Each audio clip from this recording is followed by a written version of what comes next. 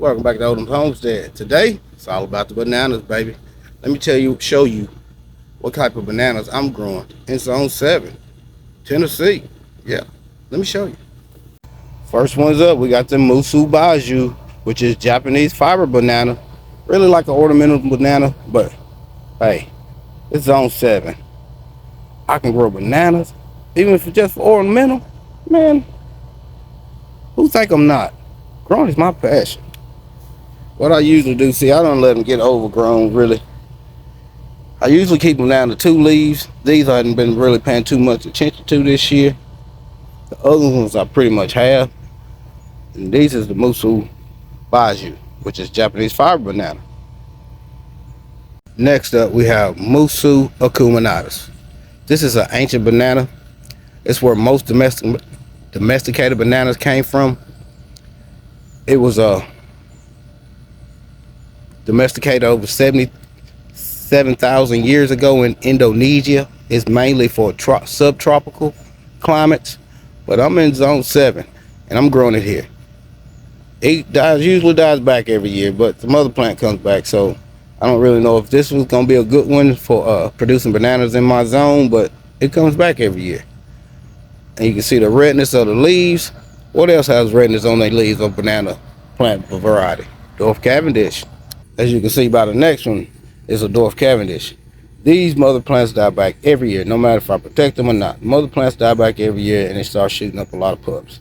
So I don't really know if this one's going to be one to produce in my zone either, as far as getting a rack of bananas. And these are Carolina Kings. I actually had a flower on this one last year, on these last year, but it didn't hold to fruition. So I think maybe in time, because these was cultivated for zones like North Carolina and South Carolina, which is not too far away from me. So maybe, hopefully, we'll be able to get this one to give us a rack of nanners. And I got a new one up. It is not made for my zone. I know this. I know it would not survive in the ground here. So I'm gonna wait till it get bigger in a pot. And you know me, I'm gonna put a couple in the ground anyway and see what they do. But let me show you which ones I'm talking about. We have this little guy here, infamously known as the ice cream banana. Just purchased this little tissue culture. Small little guy. It's growing great now. So maybe by the end of this summer, he'll be pretty good size. I can overwinter him in the house or in the greenhouse. And we can get a few pups off of him next year and throw a couple of them in the ground and see what they do. And that is the ice cream banana. And that is the last variety that I have here. So let's go over them one more time and name off the varieties. Ice cream banana. Musa Basjoo, which is the Japanese fiber banana, more like an ornamental banana. I've heard, I haven't got a flower on these yet, but I've heard that they produce bananas with big seeds in them, so you can't eat it.